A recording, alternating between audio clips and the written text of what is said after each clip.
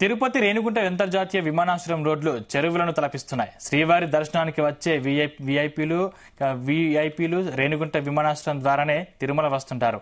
ఎన్నో హంగులతో నిర్మించిన అంతర్జాతీయ విమానాశ్రయానికి వర్షం వచ్చిందంటేనే వణుకు పడుతోంది. భక్తులతో సందడిగా ఉండే రేణిగుంట విమానాశ్రయం వర్షం పడితే వణికిపోయే స్థితికి చేరుకుంది. చిన్నపాటి వర్షానికి ఎయిర్పోర్ట్ ఆవరణలోని రోడ్లన్నీ జలమయమవుతున్నాయి. అయితే నిన్న సాయంత్రం వర్షానికి రోడ్లన్నీ చెరువులను తలపించాయి. ఎయిర్పోర్ట్ మార్గమంతా భారీగా వరద నీరు చేరుకుంటుంది. ప్రయాణికులకు తీవ్ర ఇబ్బందులు తప్పడం లేదు.